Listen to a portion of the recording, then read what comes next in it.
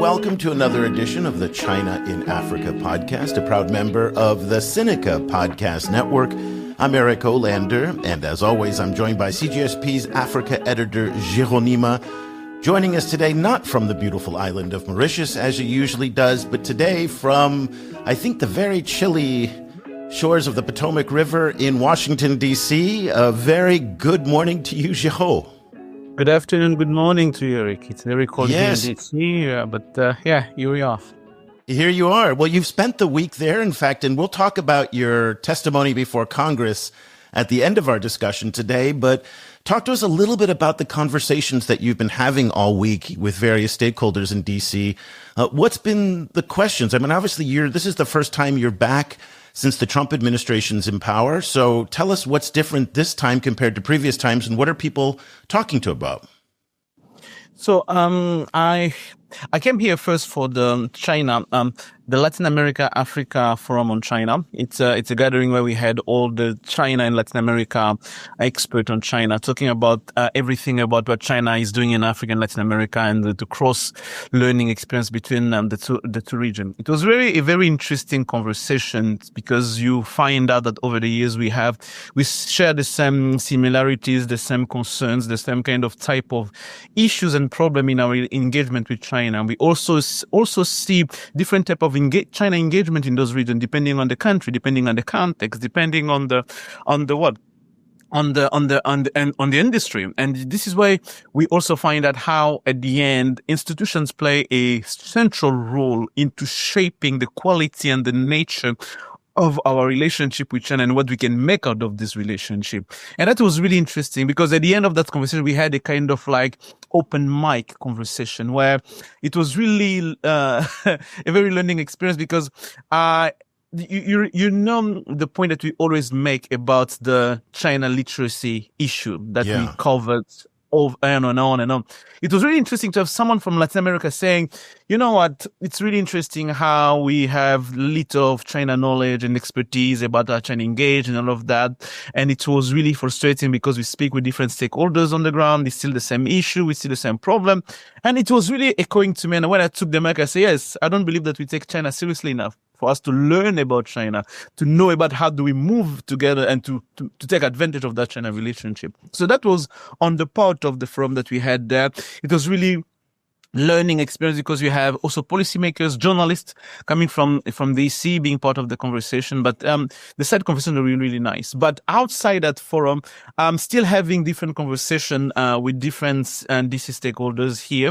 And some of them haven't happened yet. They're going to happen after we record this podcast today. But from the bits and pieces I get, for example, one of the bits I got, for example, from my own hearing here in DC, because I also came from that, it was really interesting. As much as it was centered around DRC in Rwanda and peacekeeping, peace building, but it's really at some point becoming about China engagement in the DRC, geopolitics of it. You knew that was going to be the case. You knew that was going to happen. But that was really interesting to see. But we kind of navigated that hearing quite well. And it was really a learning experience. And Yeah, I guess I'm curious how much security has come up in the question of the PLA in Africa. This is something that when you and I are in Washington together with Cobus, it comes up quite regularly in our discussions.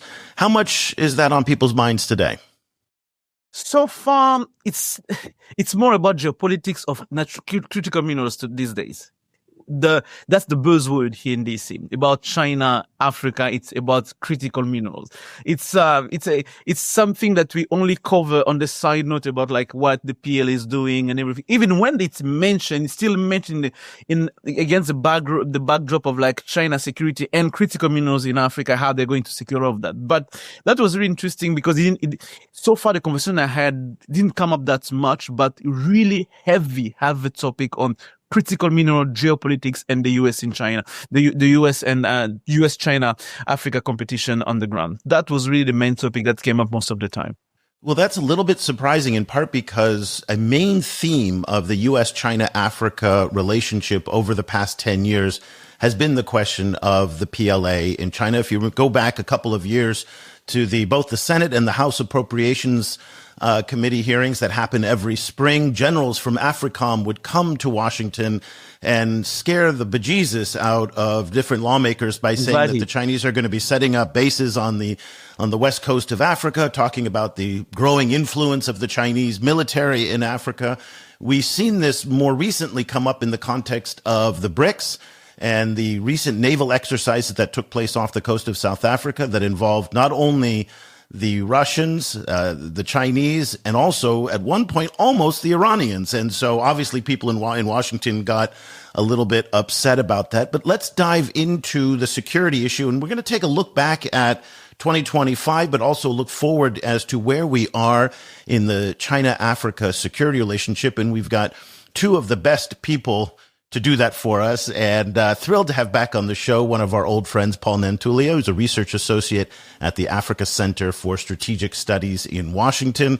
Probably the smartest guy out there when it comes to all things China, Africa, and the military. And then for the first time on our program, and happy to have him on with us, Paa Kwesi Wolseley Prah is a postdoctoral fellow in the Department of Government and International Affairs at Lingnan University in Hong Kong, our second Lingnan University scholar in 2 weeks to join us.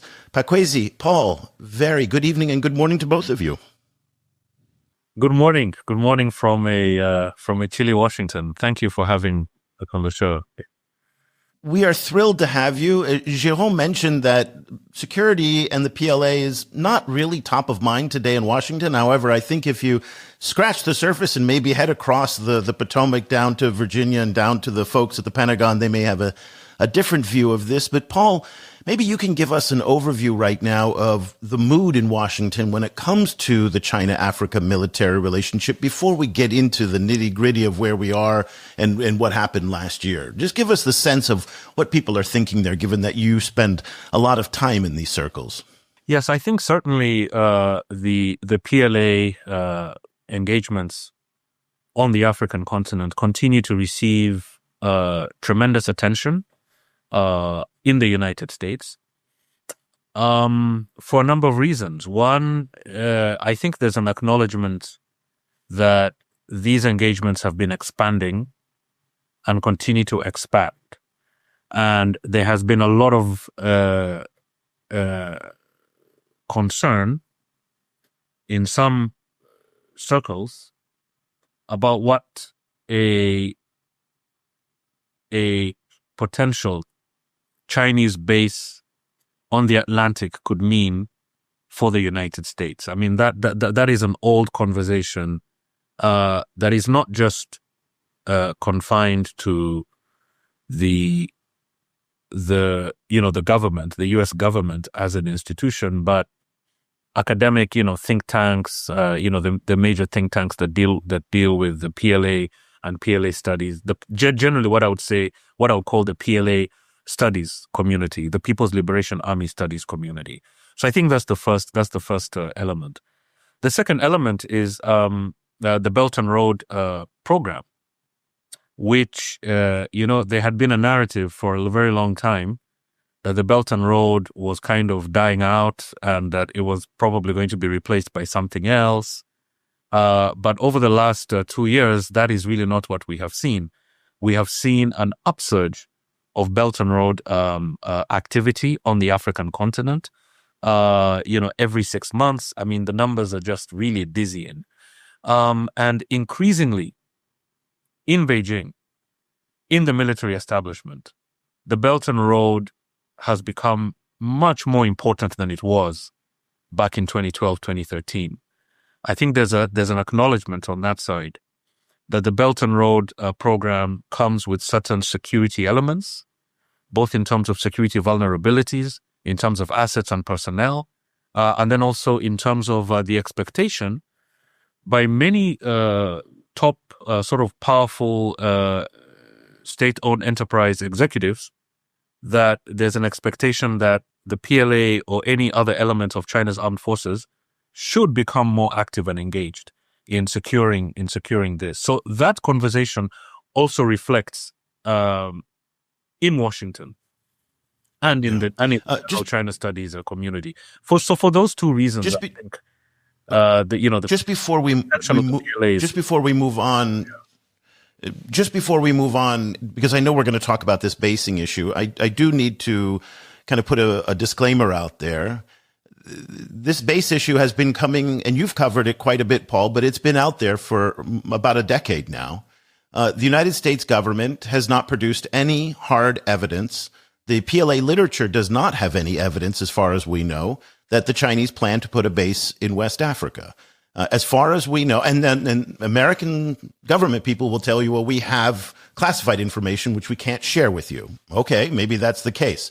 But in the public record, there is no firm evidence other than some very superficial conversations between Chinese and Gabonese, Chinese and Equatorial Guineans, and Chinese in any number of embassies around the world. In fact, in the Pentagon annual report on Chinese security posture, they literally copy and paste this section on basing from year to year.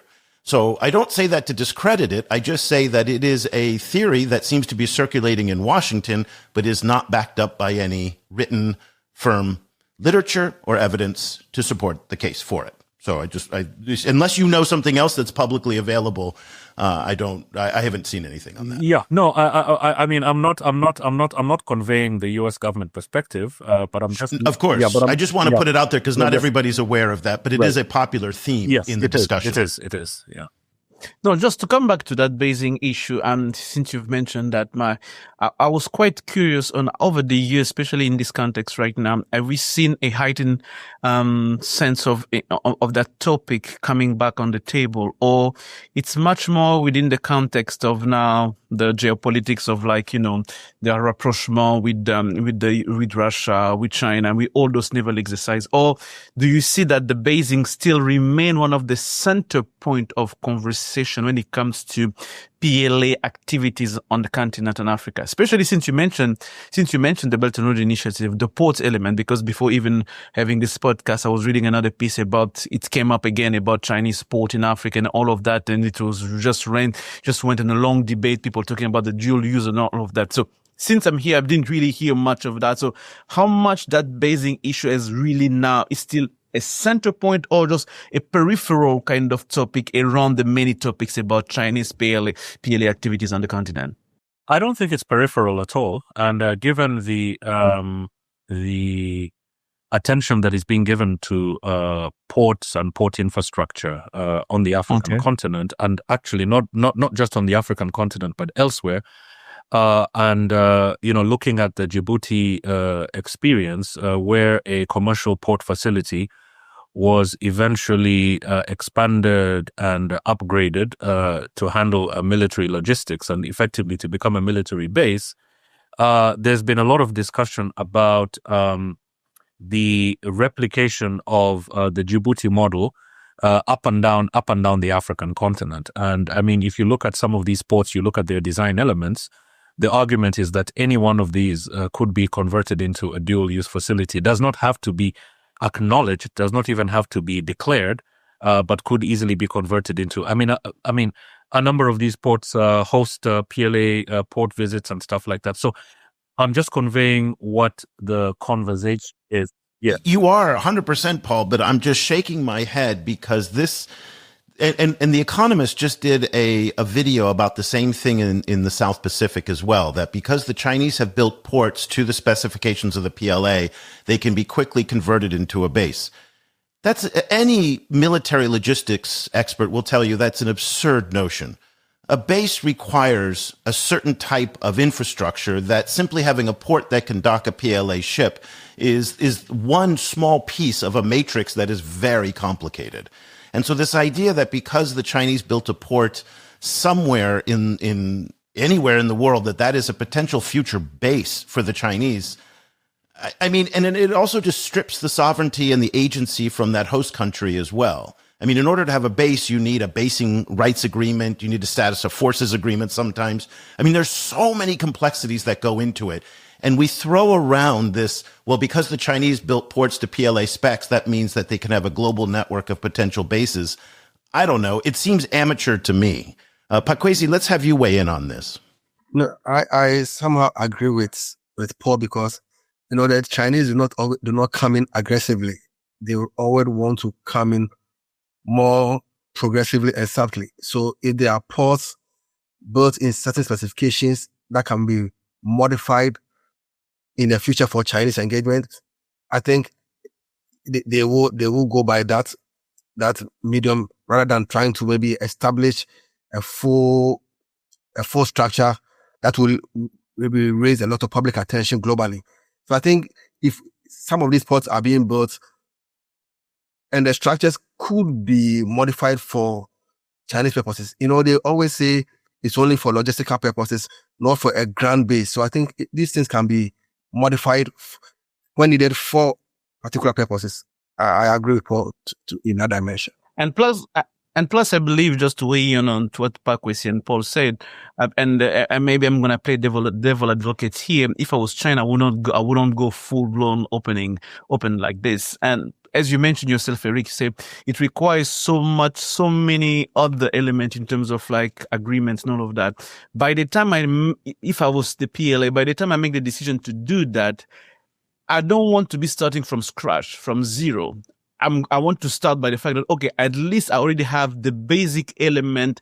If I need to upgrade, I'm not going to upgrade. The time to upgrade is going to take me lesser time than the time to get an agreement. And it may be a long stretch here, but let's keep in mind that not every port are dual use. And this is also something to keep in mind. The simple fact that you have some port that has like dual use purposes and some of them are not, it's not a long stretch to, if you're from an American defense perspective or any kind of expert perspective, it's not a long stretch to speculate and to think that in the future, if you plan to do that, that could be a possibility. It's not a certain possibility, but could be a possibility.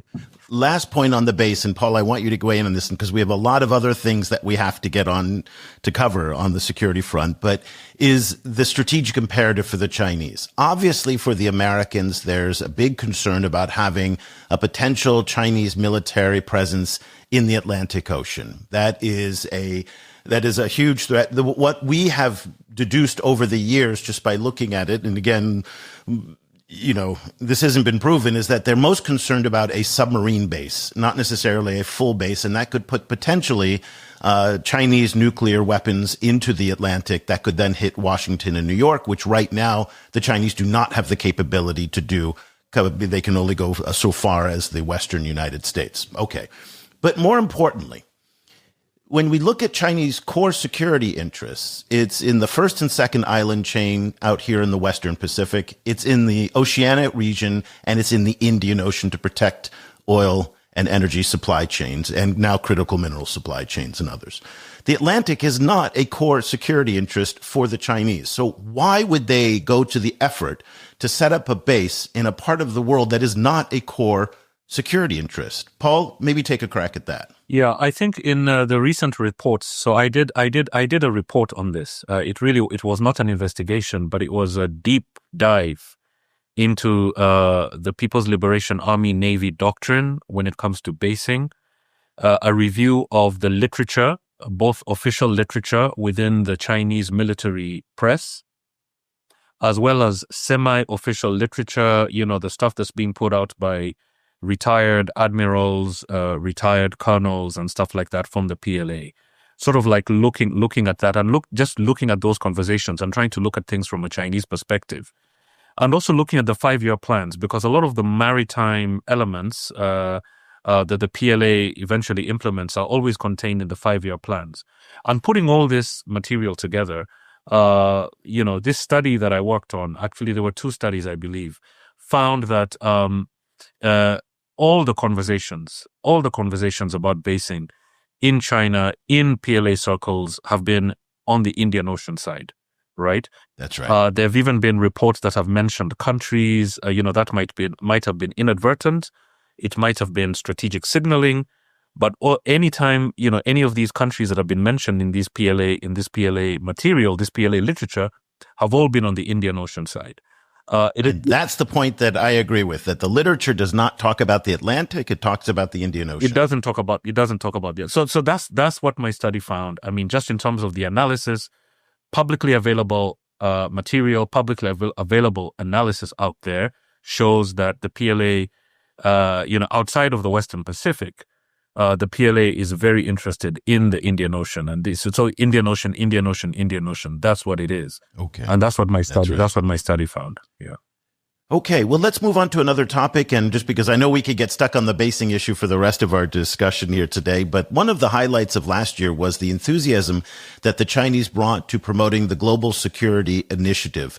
Last December, this was front and center when China's Special Envoy for the Horn of Africa, the new Special Envoy for the Horn of Africa, Hu Changchun, hosted an event, and he talked about all the great things that the Global Security Initiative has done. Funny enough, it sounded a lot like the Global Gateway announcement, where the global Europeans recycled a whole bunch of different things and wrapped it into the Global Gateway. The Chinese decided to take pretty much all of their security engagements over the past year and fold it up into the Global Security Initiative. Paa Kwesi, this is a topic that you have been following very closely over on the Substack, the China-Africa Security Radar. Talk to us a little bit about the headway that the Chinese have made in the Global Security Initiative in Africa. You know, Eric, this is very interesting. Yesterday, I was having a conversation with Paul on this same issue, and I was arguing that I don't see anything new, but rather it's like the old engagement being reshaped or being modified and given a name, Global Security Initiative. But during our discussion, I think we came to a conclusion that what is new about the Global Security Initiative is the emphasis on the policing. There's now more engagement with the policing. With, I think, there's an offer of 1,000 police personnel to be trained within the next 2 years. So I think the GIS, I particularly do not see anything new, but the policing aspect, I think, is something that we could say, well, it's something that China is beginning to look more into it. Of course, China has been supporting African police. For example, I think about 400 Kenyans were trained some few years ago. But I think the most emphasis was always on the military. So with the policing, I think that is the only maybe something special or something special about it, but I don't entirely see anything innovative about the Global Security Initiative. I was telling Paul, Chinese have been training African militaries over the years. Under the GSI, still military personnel are being trained. So what is the new innovation about it? And from my perspective, I do not see anything too spectacular about the GSI currently. Yes. And also another aspect is I believe the GSI is quite ambiguous. Africans do not really know what it is. I'm sure the Chinese know what they are doing, but Africans do not really have a full understanding of what it is. Of course, there are bound to be benefits, security benefits in terms of weapons, and also this can also translate into economic opportunities. Africans are onto it. But if you should ask Africans what the GSI really is or what it entails, trust me, I don't think Africans really understand the context really well, but are going with it because of some benefits to be derived from the GSI. And also, I believe the GSI fundamentally is about China's national interest. And Paul mentioned some time ago, it has to be read with Chinese national security, which fundamentally, the first one is protecting the people's security interests, which is the foundation. The people's fundamental interest citizens, both in China and outside China. So the GSI is fundamentally to also protect Chinese economic and citizens outside China, especially in Africa. So to me, I believe it is the old Chinese way of security, maybe rebranded with a few changes here and there, especially with the policing. Yes, that's what I would say. I wanted to go with two critics. First of all, the rebranding of everything that China does GSI. It's not the first time, basically. Since we started with the Belt and Road Initiative, today everything is Belt and Road Initiative. When it started in 2013, basically everything that was taken prior to 2013 has become today Belt and Road Initiative. So it's not really new that China does, and I find it quite lazy. And they're not alone in doing that. Remember the Americans and their $55 billion for Africa? Exactly. That was all recycled. Exactly. So, I mean, recycling is a common thing. Exactly. They're not alone doing that. But the second point I wanted to make, based on what Paa Kwesi said, about what African, they don't know what China does about that. I do believe that most African, we don't know what China does about GSI, GCI, all these initiatives, don't really pay attention. We just see China as one of these countries they're going to use for economic interest as long as we play along with whatever initiative they do.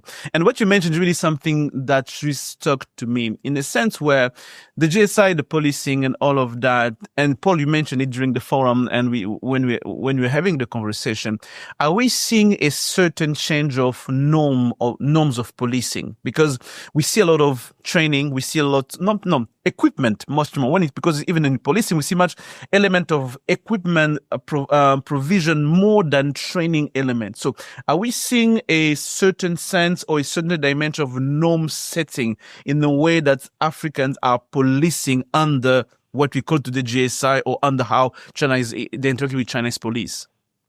You see, let's look at it, let's take a step back and look at it from a Chinese perspective, from a Chinese Ministry of Public Security perspective. What the Minister of Public Security, the Minister of State Security, the things that they are most concerned about from a Chinese perspective is, first of all, the advancement of Chinese domestic interest abroad. What does that mean? That means the protection of these assets, these sprawling assets, these projects, whether they're under the Belt and Road Initiative or any other program, the protection of those assets. Anytime you do a Google search about an attack on a Chinese communities or Chinese business people or whatever it is, right? I mean, it's become widespread. The Ministry of State Security used to release a global security assessment every year. And that global assessment found that over 70% of Belt and Road or economic investment under the Belt and Road are in highly unstable and fragile contexts, right? So the Ministry of State Security and the Ministry of Public Security, this is their primary concern. This is the reason why the Minister of State Security, not the Minister of Foreign Affairs, hosted the East African police chiefs in Beijing to sign a memorandum of understanding with the East African Police Chiefs Organization. Now, this wasn't just for show.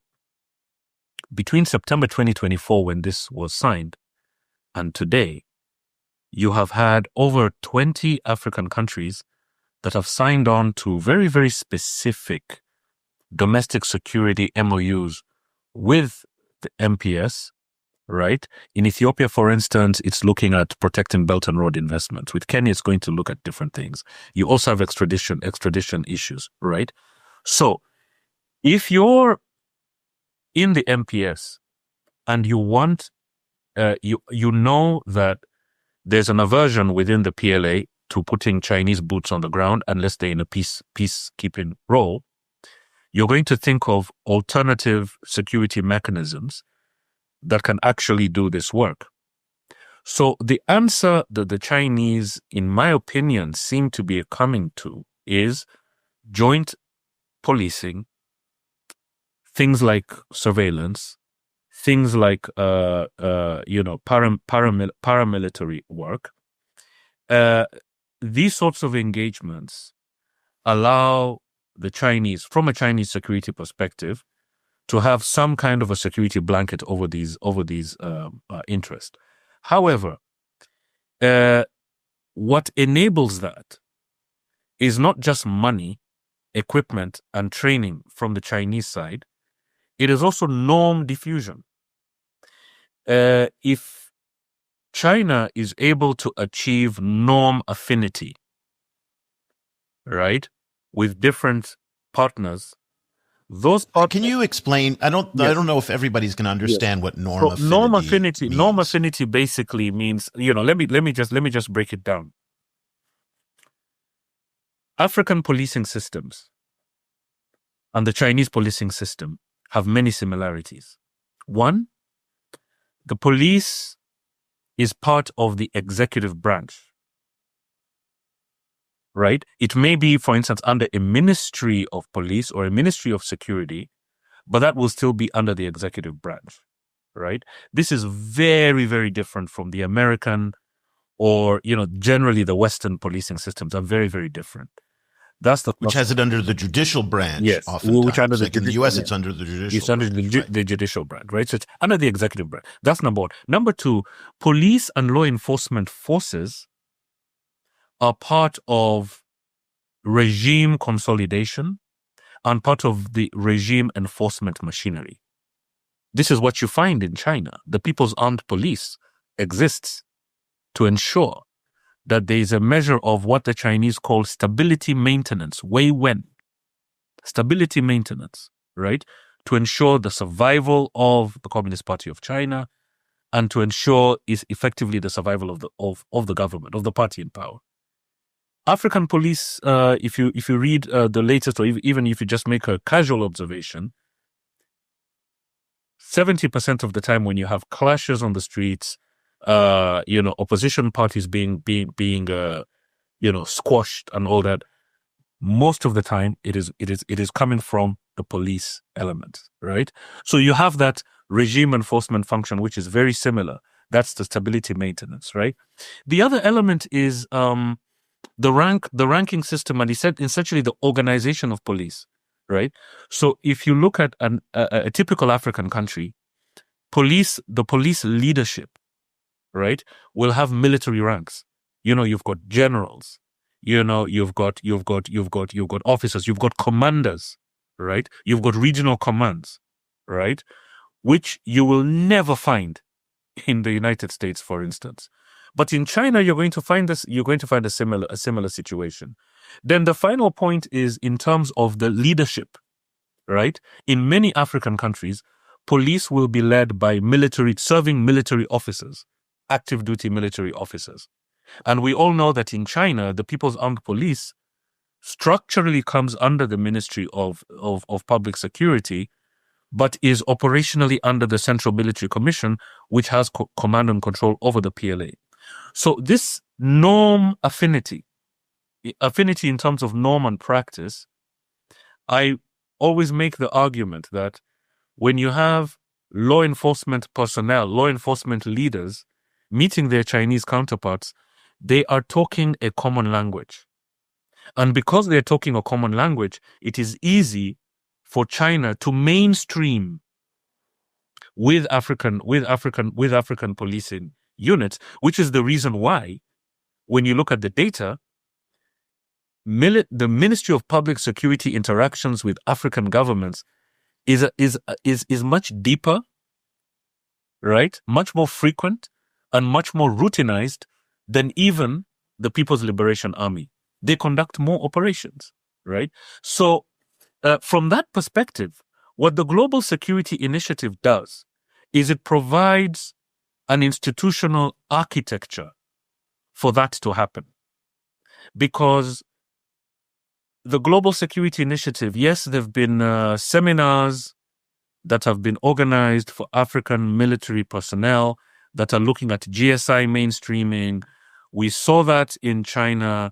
We saw that, when African countries went to attend the Xinjiang Forum. We saw that with the seminar, the GSI seminar that was held at the African Union and attended by defense attachés and also the African Union military staff. So the military is there. But if you really look at how the GSI is being rolled out, it is primarily on the law enforcement, the domestic security side, the stability maintenance side, right? That is really where the GSI is. And when you look at the GSI concept paper, indeed, the GSI concept paper, if you look at the things that the GSI says it wants to do and the frameworks it wants to promote overseas, it is essentially promoting this stability maintenance, right, element. And when you look at it from the African perspective, a party in power is going to find that very attractive because what are they doing? They want to entrench their rule. They want to entrench regime survival. So this becomes extremely attractive in a negative way for African governments. So they don't need to understand what the GSI is.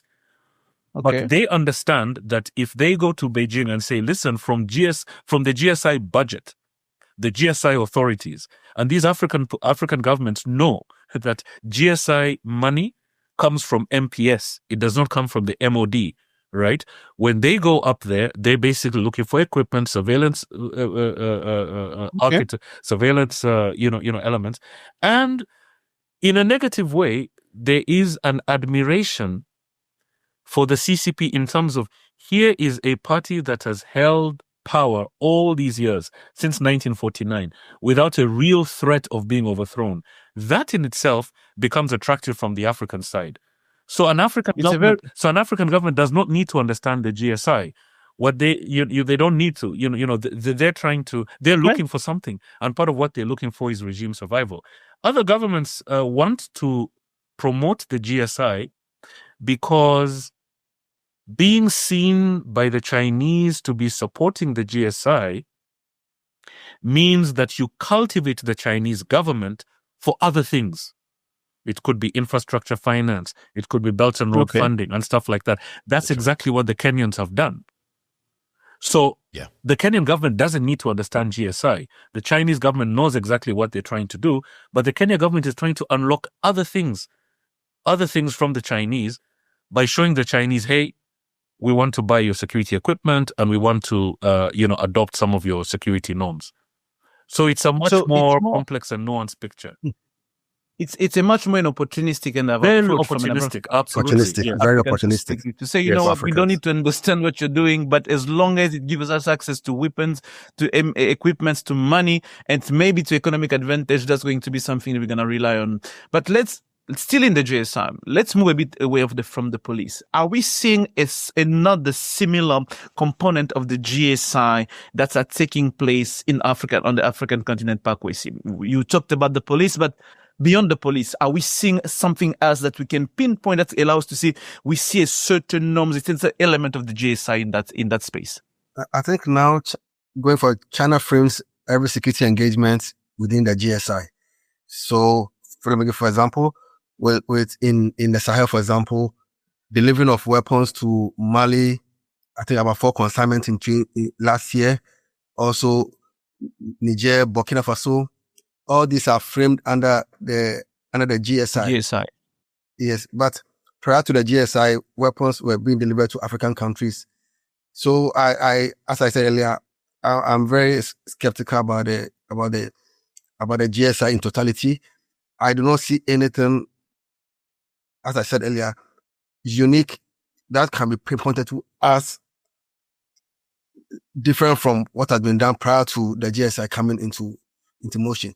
Now, every arms sales, every military relation is classified or within the context of the GSI. I don't really see anything much special about it. Well, you all three have mentioned the issue of weapons, and Chinese weapons now in Africa is a very big issue. In fact, the Swedish Research Institute, SIPRI, has identified that China is now the largest arms supplier to Africa, if I recall. And this is showing up on the battlefields in the DR Congo, in Ethiopia, in Libya, the CH-4 drones in Mali as well. The drones are very popular in West Africa. The Nigerians have bought all sorts of supply equipment and ships and trucks and light arms. And so the weapons sales are starting to become a very, very big issue. In fact, Norinco, the state-owned weapons company, back in 2023, opened up a West Africa regional sales office in Senegal, and they've made some sales calls to your neighborhood, Paa Kwesi, back in Ghana, trying to sell lots of weapons to there. Let's talk about this question of weapons, because in part now, there's questions about procuring weapons from the United States. They've always been more expensive. They've had a lot of restrictions on them. It's been difficult for a lot of African governments to get them. It's very easy with the Chinese. They don't have any of the same restrictions that the U.S. has. And so Chinese weapons are now starting to flow into the continent in ever larger numbers. Paul, what's your take on the trend of Chinese arms sales to Africa? Look, I think you're absolutely right. And I'm thinking here of the very good work that's been done by our friend Elijah Munyi, who I believe has been on this show, a couple times. Yes, who has looked at African procurement, and his work basically tries to answer the question: why are African countries procuring more and more Chinese weaponry? Right? And his answer is, which I agree with, is that is driving many of these sales is, number one, U.S. equipment is still seen as a gold standard. U.S. equipment, U.S. training, U.S. professional military education, still seen as a gold standard, right? But China offers scale, speed, low cost. Yeah, price. Okay. And they also offer flexible payment terms. Some countries pay for their weapons with revenues from critical mineral natural resources, sales. Angola for many years paid for its weaponry, its Chinese weaponry, using revenues generated from oil sales. Right? So there's everything for everyone within the Chinese security world. And that in itself makes China a very attractive partner. Now, complaints have been made about the durability of some of this equipment. The Nigerians, the Ghanaians, from time to time you see stuff in the media. Okay? But when you talk to African military procurement officers, they will tell you that this equipment has actually become better and is improving over time, right? So that is from the African perspective. When you look at it from the Chinese side, I think they're aware of this because one of the things that they try to sell, which I think is catching on the African continent, for instance, 70% of African militaries now have Chinese armored personnel carriers, right? What the Chinese are selling is, the idea that over the last 15 years, the PLA has been in a constant modernization.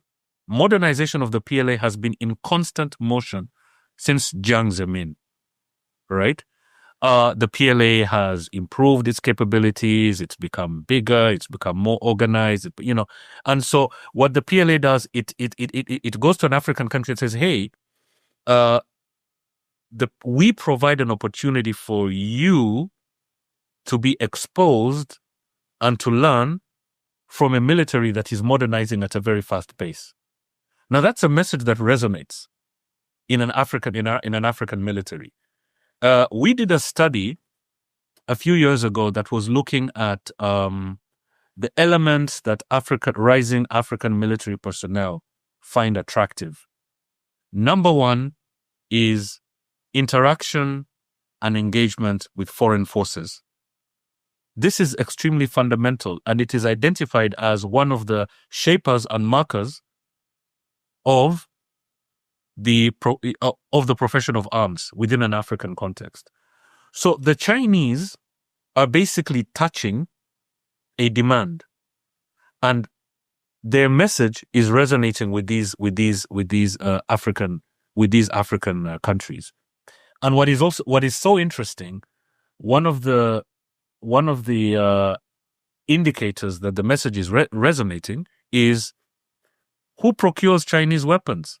Chinese weapons are being procured by the democracies on the continent, the Ghanas, the Senegals, the Botswanas, and it's also being procured by those countries, which I will not name, that are more on the authoritarian side, the one-party side and whatnot.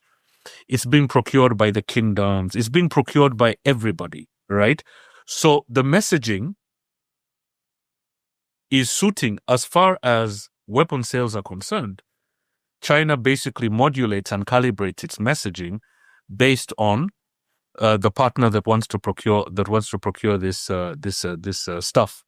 And I think we're going to see a continuation of that because it does provide, especially in a highly constrained fiscal space, African countries are looking for partners that can offer flexible payment terms. You see, with the Chinese, and it's part of Chinese culture, everything is negotiable. Everything can be negotiated. Nothing is cast in stone. And I think this is very attractive from an African perspective. Talking about that, since you mentioned weapons procurement, and Paa Kwesi even mentioned it's a case of Mali, Niger, and all of that, I'd like not us to not to dive in, but to look into now the type of regional engagement that we see in that space. Let's go back a bit on China and security element in the Sahel. You mentioned the case of Mali, Paa Kwesi, where Mali, since last year, since the coup, Mali has been China has been the only country kind of supplying security weapons and equipment to Malian police, providing drones for civilians, providing also weapons for the army. It's been a very consistent, supply of weapons. And Mali has been really grateful for China about that. Even in the midst of the mining, reshuffling and all of that, Chinese companies haven't been touched because of the military support and security they provide to Mali in that context. And many are even speculating the fact that Mali is still resisting against the Islamist jihadists is also because of Chinese weaponry that they're receiving from China. So, Paa Kwesi, can you walk us through a bit China engagement in the Sahel? What does it look like today? And what's are the fundamental of that engagement in that space? Okay. I think before I engage in that, I just want to add something, just one thing to what Paul was saying as the factors leading to Chinese weapon proliferation in Africa. I think it's also, this weapon serves as a sweetener for economic deals. Okay. So I think it's also in African countries' favor to also engage China on the military front, because underneath it also tends to bring in a lot of economic benefit. Okay. So going back to what Geraud just mentioned, I think we need to establish that China does not have a hand in the coups in the Sahel, or China did not play a role in the formation of the coups in the Sahel. But currently, it is the one enjoying most of the, if I would say, the goodies in the Sahel. China has a lot to gain in the Sahel and has a lot to lose. So it has no option but to engage in the Sahel. China is heavily involved in the mineral sectors, in the mining sectors in the Sahel. For example, in Niger, CNPC owns about 60% of oil stake in Agadez. We can also mention the over 1,980 kilometers of oil pipeline linking Niger to Benin, which is currently under attack by terrorists. In Mali, we also have the Genfer Uranium Group in Mali, having about 40% stake in Malish uranium. Also, in Burkina Faso, we can also talk about the 1.5 billion railway project linking these three Sahelian countries. So China has a lot of investments in these countries that it must protect at all costs. And how best to protect them, but to help these countries militarily to be able to combat the terrorist groups within these countries. I think we are aware of last year, late last year, there was about 11 Chinese citizens were abducted by terrorists in Mali. And also, even in Burkina Faso, the Lumbila solar project is constantly being guarded by the Burkinabe soldiers for fear of being attacked. So China has a lot to gain and also a lot to lose. And also with the withdrawal of France, Operation Barkhane, and also US closure of Base 101 and Base 201, I think there's a vacuum. And also currently with Russia occupied in Ukraine, I think it's a blessing for China to assert its authority. Of course, Turkey is also trying to meander its way within the Gulf states, are also trying to, as it were, make inroads. But now the platform is fertile for China to assert more authority within the Sahel. And I think we should also take into consideration that China's public response to the coups have been very cautious. They've been more generic, calling for stability without condemning the coup leaders. So it's in a way, it's put China in a very comfortable position with these coup leaders. So now it's more like China's de facto acceptance of the coup leaders. Why do I say this? I think 2022, China vetoed a UN resolution backed by Africa to put sanctions on Mali. So now China is serving as more like, if I put it, a big brother or a protector of the Sahelian countries. And so I think security-wise, it is China's interest to support the securities of these countries to be able to protect its interests, being its citizens and also economic assets in the Sahel. Which, of course, if we all recall back in 2021, Geraud, where China spoke out very forcefully in defense of the deposed president in Guinea, Alpha Conde. Yeah. But after that, they were very quiet, as Paa Kwesi said. But they were very outspoken in defense of Alpha Conde, which I thought was very interesting. Gentlemen, we're running very short on time, and I know you both are very busy. And I just wanted, before we go, Paul, just to get a sense of you to tell us a little bit about this African Independent Working Group on China's Armed Forces in Africa. This is a new group that you guys have started up. And it's very interesting just that there's these types of dialogues, which we can almost call these track 2 dialogues that are going on. Tell us a little bit more about what you guys are doing with this group. Yeah, I think it really builds on the African Independent Working Group of Scholars on China, which you are part of, and which organized a series of engagements with the top African scholars ahead of the FOCAC in Dakar in 2021. So it's very similar in the sense that it tries to address a gap. Namely the activities of China's armed forces, not just the PLA, but other armed forces on the African continent, and just trying to bring together just a platform that tries to bring together African scholars, right, that follow these activities to exchange information, to have, sort of like the kind of exchanges that we saw in those earlier platforms that I talked about. So very exciting, very, very exciting. Yeah, it is very exciting. These kinds of dialogues are so important, and it's great to see that you guys are doing that. Listen, we're going to put links to both Paul and Paa Kwesi's writing in the show notes today. Paul Nantulya is a regular on the show, a research associate at the Africa Center for Strategic Studies in Washington. And Paa Kwesi Wolseley Prah is a postdoctoral fellow in the Department of Government and International Affairs at Lingnan University in Hong Kong, and we hope will become a regular on the show and also on our site. Paa Kwesi, Paul, thank you both for your time today. It was great to speak with you and to get the overview of what the China-Africa security relationship looks like. Thank you. Thank you so much. Thank you very much. Thank you so much. It's very chilly. You know, what I'm wearing is it belies how cold this place is. But it's just a shout out to one of my old friends who loved these sorts of shirts. My old friend Kwesi, who unfortunately passed. May he rest in peace. May he rest in peace. But I'm doing this as a shout out to him. Yeah. Wonderful. Yeah. Geraud, I'm so glad we had that conversation today about China-Africa security, because when we look ahead in 2026, there's no doubt that the PLA engagement in Africa is going to be a major part of overall Chinese engagement on the continent. Also want to give everybody a heads up that we are going to be launching a beautiful, just an incredible new China-Africa data visualization on security and military affairs coming up later this year. And we're going to have Paul and Paa Kwesi and a whole bunch of other African scholars to help us comment on that. Very quickly, Geraud, before we go, I want to take advantage of your time in Washington. You had an opportunity earlier this week to testify before the House of Representatives. That is a big honor. It's a lot of pressure. Probably must have been very nerve-wracking. Why don't you tell us a little bit about what that experience was like, and what did they ask you specifically on the China-Africa related things related to the Congo? It was really interesting. Let me just put the scene for our listeners. It was a hearing on the Washington Accords, following up what the U.S.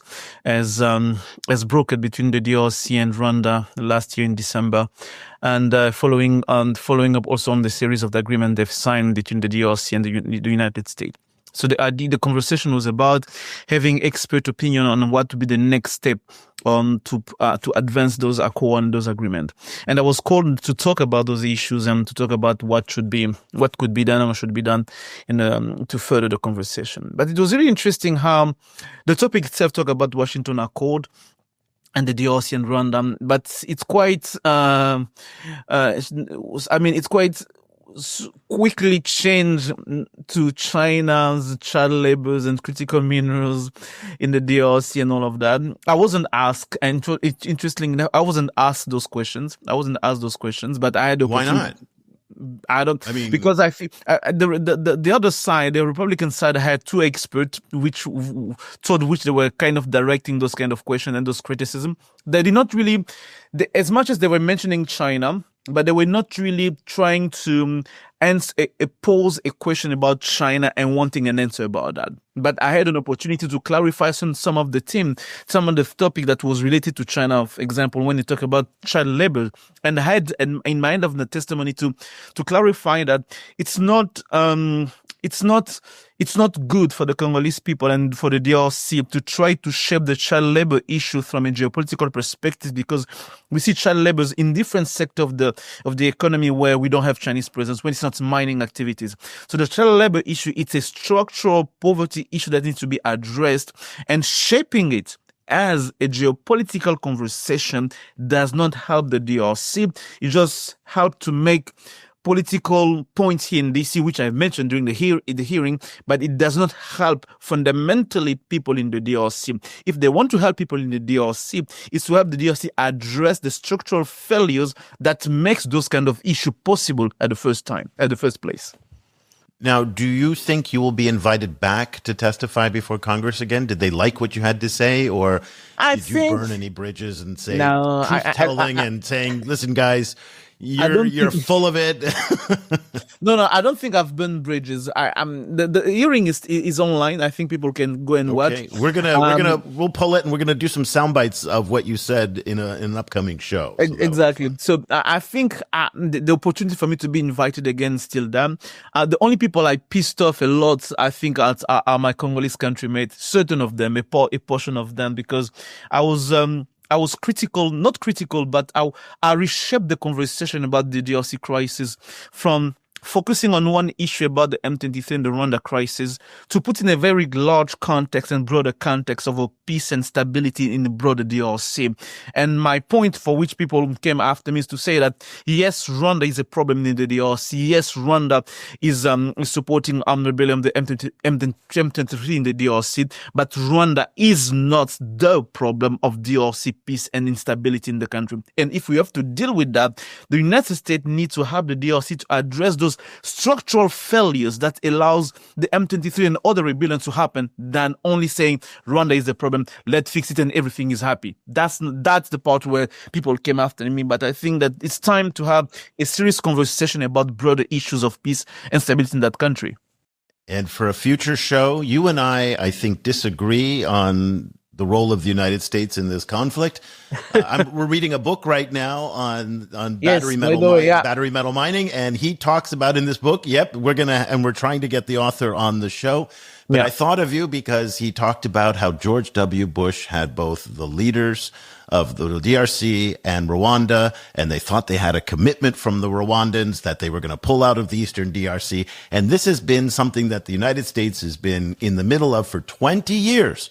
And nothing has happened. So I remain very skeptical of the U.S. role in the security side of this in the DRC. And by the way, very quickly also, and I know you got to go, the Congo U.S. DRC, well, the Congo U.S. DRC mineral deal came up in the mining Indaba in Cape Town this week. Expected. And the South Africans in particular said what you've basically said, that this is a complete violation of Congolese sovereignty. And so it's a big topic of discussion in Cape Town. Yeah, it's really frustrating for South Africans, because you have South Africans with the ANC being, the sovereign parties. So seeing a country in Africa just not bending the knee, but having a shamelessly kind of going through a kind of, I'm going to give you everything for regime security, kind of frustrates many on the continent, especially in Southern Africa, where you have liberation movement happening there. When they see what's happening in this, like, that's a shame. That's really a shame for the African continent to get to that point, I think. And I can only imagine the frustration that South African had, and the private word that was said during those meetings were not really so kind. But yeah, for me, I'm not really surprised by that. Yeah. Well, we're going to cover that as well. And I wrote a column this week on the mining indaba, which I hope everybody will check out on the website, also over on LinkedIn, about how the Chinese are not present in the discourse, and yet the U.S. discourse is coming through very strong out of the mining indaba in Cape Town. But just something to keep in mind that in terms of narrative power and discourse power, the Chinese are missing from that discussion. So we'll talk about that again in an upcoming show. Lots to talk about, Geraud. Enjoy the rest of your time in chilly Washington, D.C. Next week, we'll have you back in the Indian Ocean, and it'll be warm again. And so it'll be great to have you back home again. Thank you so much for joining us, and then want to thank everybody for joining us today. And again, if you want to support the work that Geraud is doing and Cobus and the rest of the team around the world, what we do here is incredibly important. You've seen the demise of the Washington Post. Increasingly, what we're seeing now is AI crap that just flows through our feeds. Today, I was sent a video of MS Now talking about the U.S.-Canada relationship, and it was fake. It was AI. And so the more that we see this, the more that the human-created intelligence is going to be absolutely essential. And that's the work that Geraud is doing on the ground in places like Washington, but it needs your support. Go to ChinaGlobalSouth.com/subscribe. The subscriptions are very affordable. They start at just $10 a month for students, $19 a month for everybody else, $199 a year. And by the way, we are on the verge of launching a brand new service called CGSP Intelligence that's almost done, and we're so proud of it. And that's going to be just huge. And we're talking about optimizing for AI. You also have to optimize for China. That's what we do. So go to ChinaGlobalSouth.com/subscribe. And remember, if you are a student or a teacher, email me, Eric@ChinaGlobalSouth.com, and I will send you the links for half-off discounts. So for Geraud Nima in Washington today, I'm Eric Olander, and on behalf of the entire team at CGSP around the world, thank you so much for watching and for listening.